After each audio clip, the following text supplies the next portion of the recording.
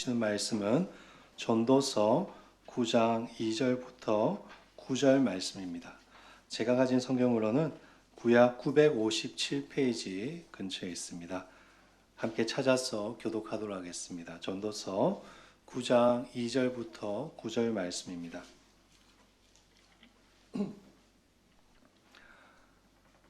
다 찾으신 줄 알고 한 절씩 교독하겠습니다. 모든 사람에게 임하는 그 모든 것이 일반이라. 의인과 악인, 선한 자와 깨끗한 자와 깨끗하지 아니한 자, 제사를 드리는 자와 제사를 드리지 아니하는 자에게 일어나는 일들이 모두 일반이니 선인과 죄인, 맹세하는 자와 맹세하기를 무서워하는 자가 일반이로다. 모든 사람의 결국은 일반이라. 이것은 해 아래서 행해지는 모든 일 중에 악한 것이니 곧 인생의 마음을 결국하기 같아요. 그들의 평생에 미친 마음을 굴보이다. 후에는 죽은 자들에게로 돌아가는 것이라. 모든 산자들 중에 들어있는 자에게는 누구나 소망이 있음은 산 개가 죽은 사자보다 낫기 때문이니라. 산 자들은 죽을 줄을 알 때 죽은 자들은 아무것도 모르며 그들이 다시는 상을 받지 못하는 것은 그들의 이름을 잃어버린 바 됩니다. 그들의 사랑과 미움과 시기도 없어진 지 오래이니 해 아래에서 행하는 모든 일 중에서 그들에게 돌아갈 몫은 영원히 없느니라. 너는 가서 기쁨으로 내 음식물을 먹고 즐거운 마음으로 내 포도주를 마실지어다.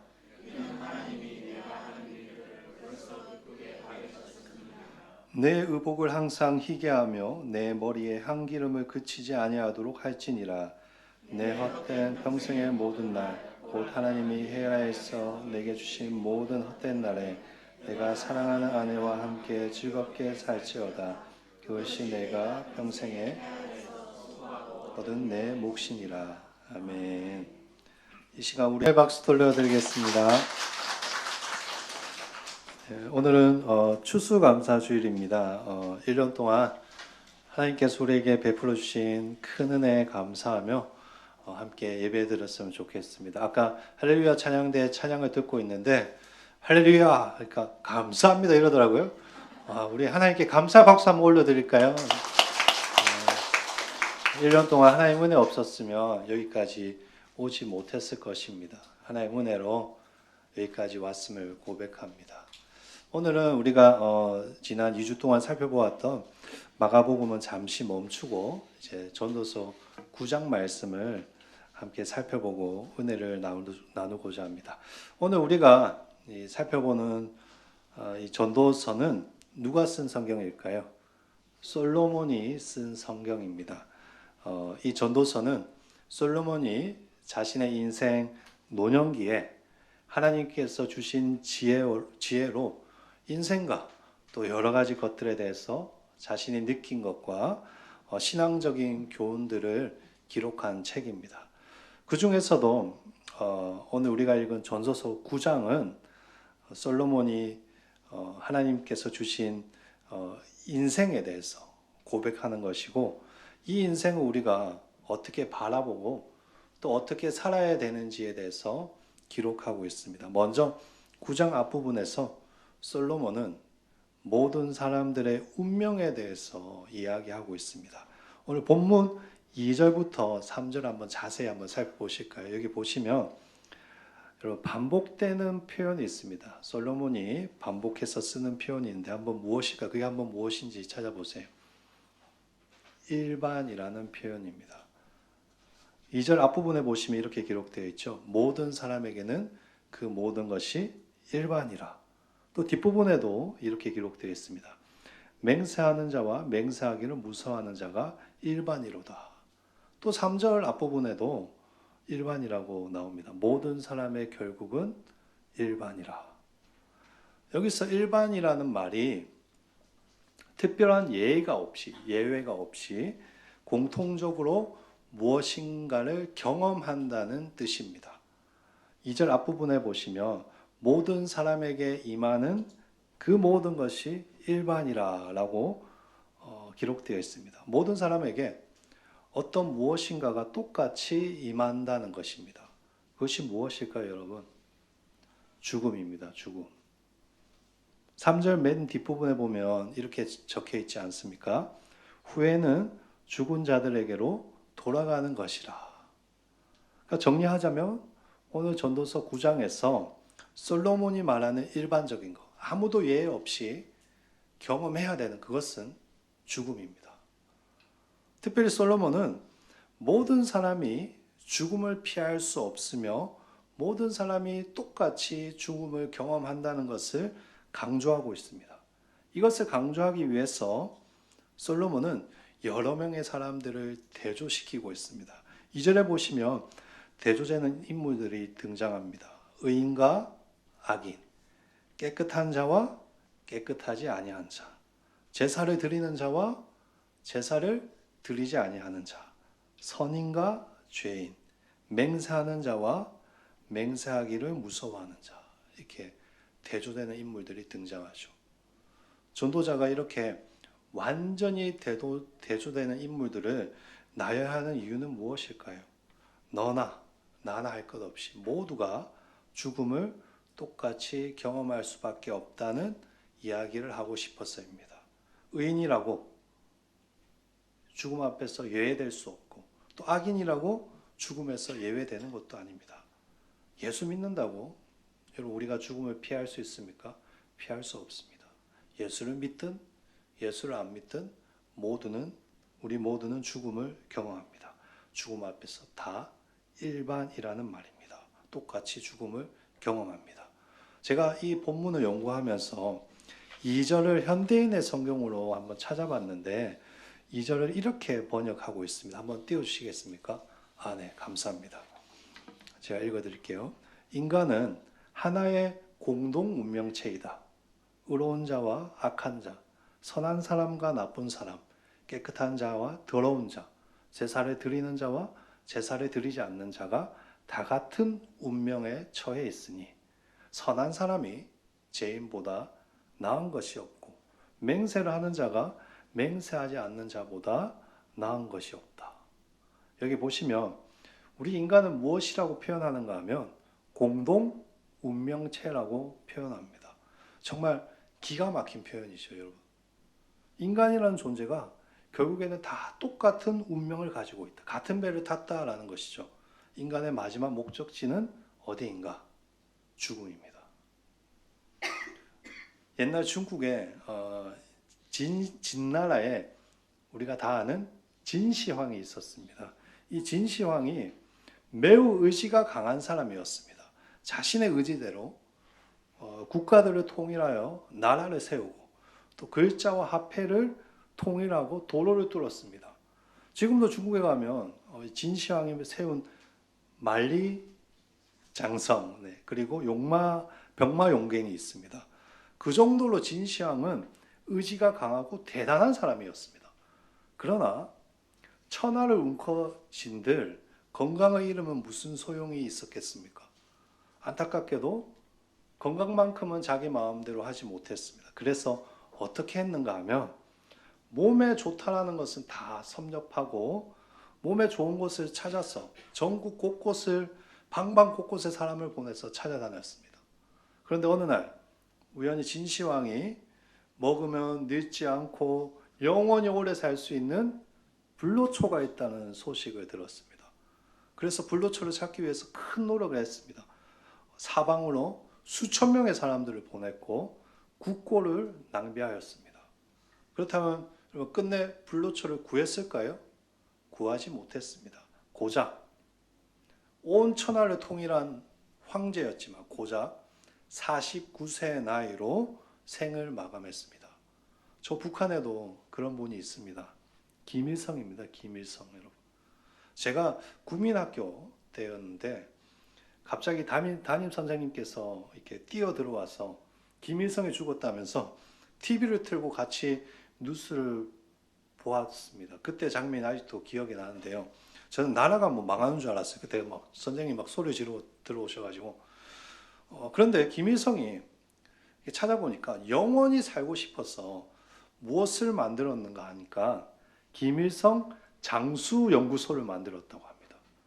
이 연구소를 다른 말로 만수무강연구소라고도 하는데 규모가 얼마나 큰지 김일성의 만수무강을 위해서 그 연구소 안에서 일하는 사람만 전문 의료진하고 직원들만 해도 수백 명이 넘는다고 합니다. 그러나 그렇게 많은 돈과 노력을 퍼부었어도 죽음을 피할 수 있었을까요? 피할 수 없었습니다. 김일성의 82세 나이로 죽었습니다.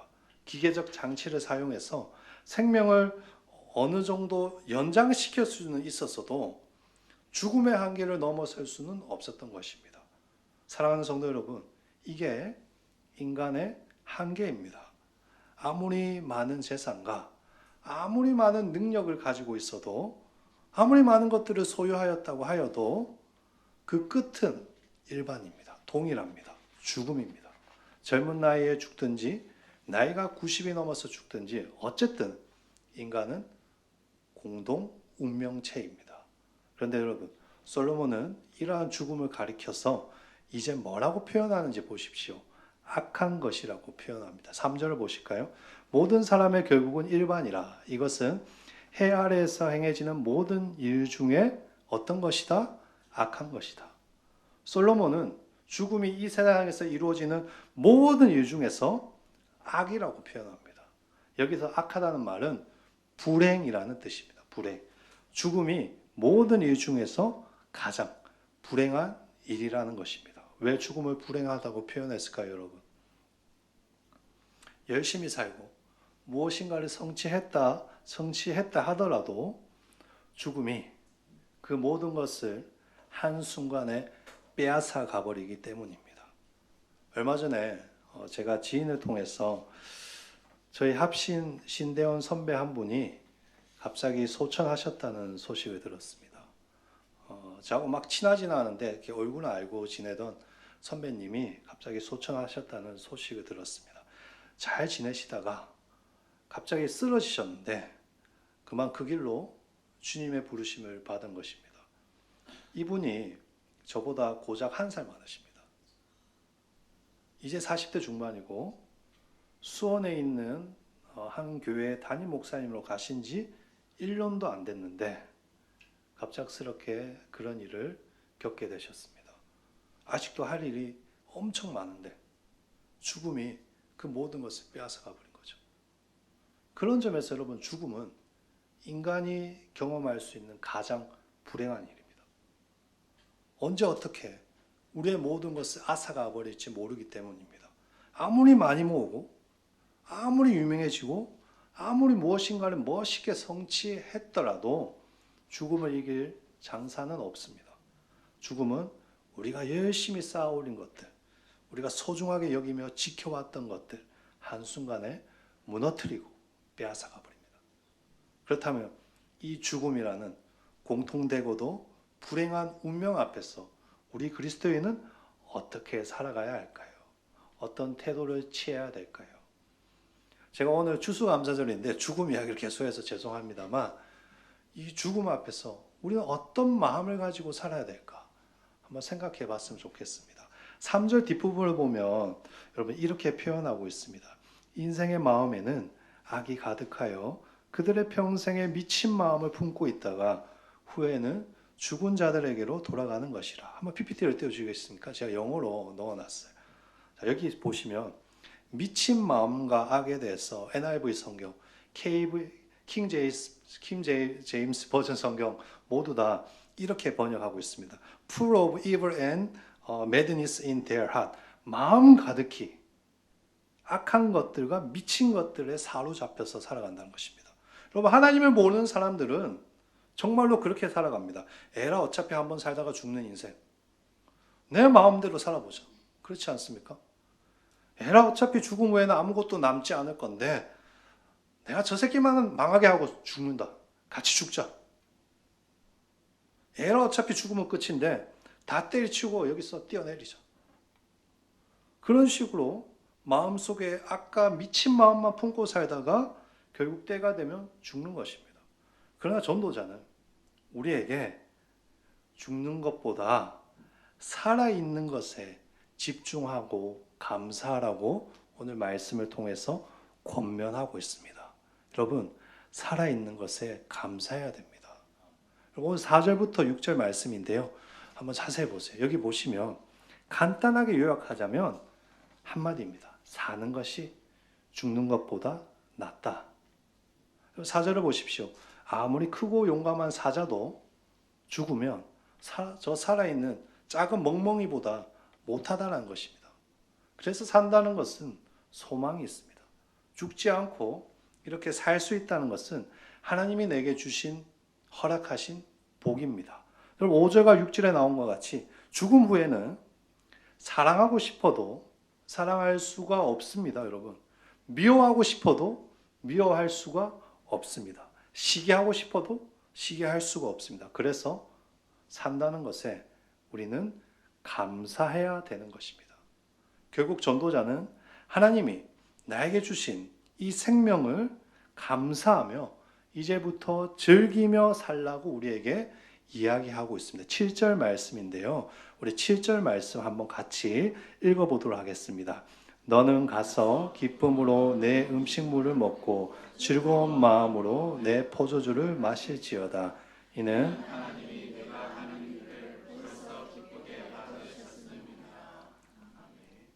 아멘.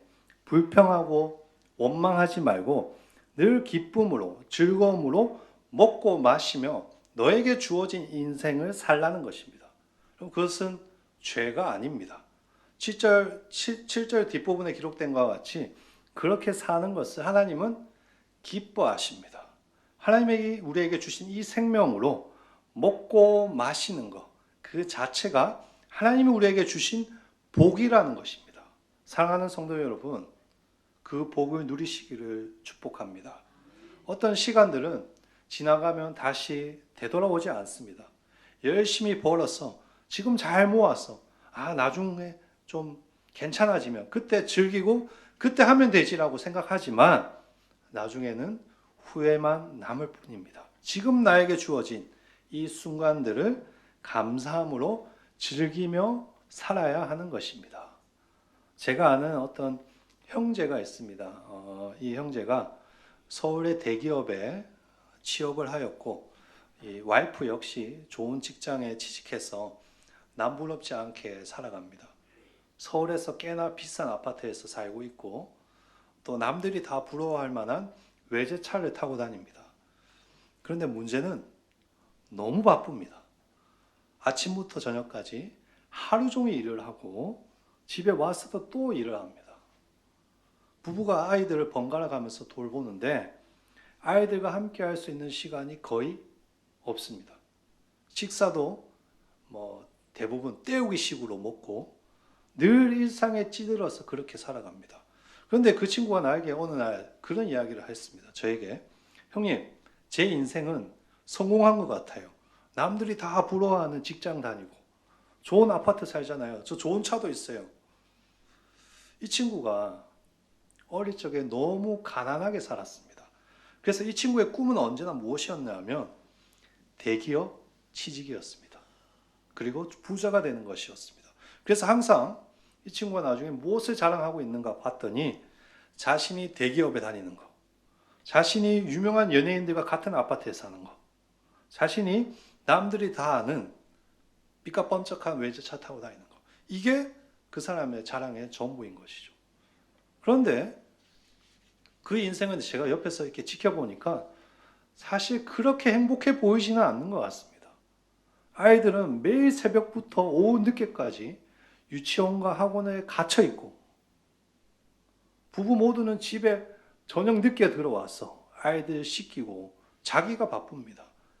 많은 돈을 벌고 아이들 가위 많이 시키고 남부럽지 않은 옷을 사 입고 삐까뻔쩍한 외제차를 타고 다닌다고 그 인생이 그렇게 행복해 보이지는 않는 것이죠. 저는 잘 모르겠습니다. 만약에 큰 사고라도 나서 오늘 말씀처럼 하나님께서 다 앗아가신다면, 다 빼앗아가신다면 그 자랑하는 것들이 무슨 소용이 있을까요, 여러분? 오늘 말씀처럼 그때는 사랑하고 싶어도 사랑할 수 없고 지지고 볶고 싸우고 싶어도 싸울 수 없습니다. 오늘 솔로몬은 이 전도서 말씀을 통해서 그것을 깨달으라고 우리에게 이야기해 주고 있습니다. 돈도 많이 벌고 열심히 사는 것도 좋지만 하나님이 주신 이 기회들을, 이 인생의 기회들을 다 포기하고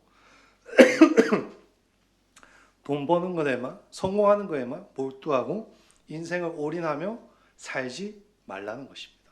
지금 살아 숨쉬는 이 순간이 하나님께서 내게 주신 선물이고 축복이라는 사실을 기억하고 살아있음을 만끽하면서 감사함으로 내 삶을 하나님 안에서 누리면서 살라는 것입니다. 오늘 예배에 나오신 모든 성도님들이 그렇게 인생을 즐기며 살아가기를 축복합니다. 오늘 우리 주보 제목이 뭐죠? 인생은 아름다워. 하나님이 우리에게 주신 이 인생은 아름다운 것입니다. 하나님이 지금 주신 나의 이 인생을, 이 순간들을 감사함으로 즐기며 주 안에서 행복하게 살아가는 우리 모든 성도님들 되시기를 주의 이름으로 축원합니다.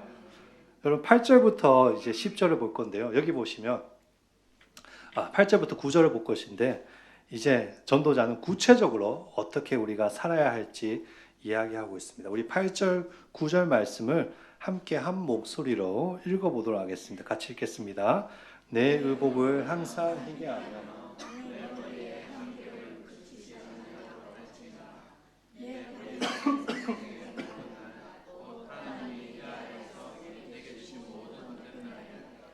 사랑하는 아내와 함께 즐겁게 살지어다.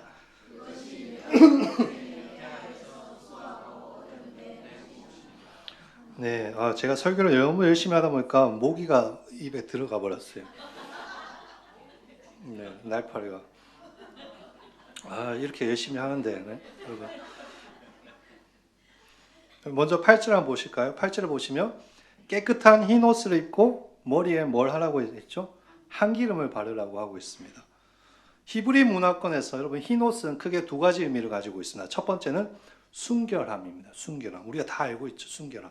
두 번째는 기쁨입니다. 기쁨. 오늘 8절에 말하는 흰 옷은 기쁨을 의미하는 단어로 사용된 것입니다. 따라서 흰 옷을 입으라는 말은 쉽게 해석하자면 늘 기뻐하며 살라는 것입니다. 아무것도 아닌 일에 급발진하고 막 화내고 짜증내고 그렇게 불행하게 살지 말고 늘 행복하게 기쁘게 살라는 것입니다. 한번 웃어보세요. 이렇게 왜 안 웃으세요? 이렇게 웃어보세요. 저도 요즘에 아침에 일어나면 이렇게 겨울 보면서 이렇게 연습을 하거든요. 우리 성도들에게 웃어 보이려고 이렇게 우리 아내가 뭘 하는 거냐고 하는데 이렇게 여러분 머리에 한기름을 바른다는 것은 무엇일까요? 여러분 히브리 사람들은 특별한 축제에 뭘 했냐 하면 머리에 한기름을 발랐습니다. 그러니까 한기름은 무엇을 의미하는가? 즐거움을 의미합니다. 그러니까 오늘 전도자는 머리에 한기름을 바르라는 말을 했는데 이 말은 쉽게 해석하자면 나에게 주어진 매일매일의 삶을 특별한 날로 여기며 감사하며 살라는 것입니다. 그러니까 8절 말씀 무엇인가? 정리하자면 감사하며 즐거움으로 살라는 것입니다. 나에게 주어진 이 하루가 하나님께서 주신 특별한 날이구나. 하나님 오늘도 나를 살게 하셨구나. 그것을 기억하고 즐거워하며 감사함으로 살라는 것입니다. 여러분, 우리 성도들이 그러한 삶을 살기를 축복합니다. 어떤 마음을 먹고 사는가에 따라서 내 인생이 달라집니다. 오늘 하루도 내가 지옥이라고 생각하고 산다면 근심과 걱정으로 나의 하루를 채울 수밖에 없습니다. 그러나 오늘 하루도 하나님이 주신 은혜이며 하나님께서 내 삶 가운데 하실 일들을 기대하며 살 때, 믿음을 가지고 살 때 기쁨과 즐거움으로 하나님께서 내 삶을 채우실 것입니다. 그러한 기쁨과 즐거움이 가득한 인생을 살아가는 우리 하늘교회 성도들 되기를 주의 이름으로 축원합니다. 또한 9절을 보실까요? 9절을 보시면 이번에 진짜 중요한 이야기를 하고 있는데요. 사랑하는 배우자와 함께하는 것의 중요성에 대해서 이야기합니다. 오늘 9절에 보시면 전도자가 배우자에 대해서 뭐라고 표현하실까요? 하나님이 주신 몫이라고 표현합니다. 여러분 여기서 몫이라는 단어가 히브리어로 헬레크라고 합니다. 헬레크. 이 헬레크라는 단어가 여러분 잘 들어보세요. 내 것이 아닌데 남이 나에게 나누어 주는 것. 이것을 헬레크라고 합니다. 이스라엘이 가나안 땅에 들어갔을 때 하나님께서 땅을 분배하시잖아요. 이때 12지파에게 주신 땅을 헬레크라고 합니다. 그러니까 원래는 내 것이 아닌데 하나님께서 내 것으로 주셨다는 것입니다. 그러니까 여러분, 지금 여러분 옆에 있는 배우자가 너의 몫이다라는 말은 사실상 엄밀하게 말하자면 원래는 하나님 내 것인데, 하나님의 것인데 하나님께서 나에게 나누어 주셨다는 말입니다. 무엇을 위해서 나누어 주셨을까요? 오늘 말씀처럼 서로 함께 사랑하고 즐겁게 살도록 하나님이 나누어 주셨습니다. 그것이 내 옆에 있는 배우자입니다, 여러분. 여러분은 결혼하실 때 어떤 마음으로 결혼하셨습니까? 좋은 것이 있으면 가장 먼저 나누고 싶고 또 서로 사랑하고 행복하기 위해서 결혼하시지 않았습니까? 그런데 지금은 어떠세요?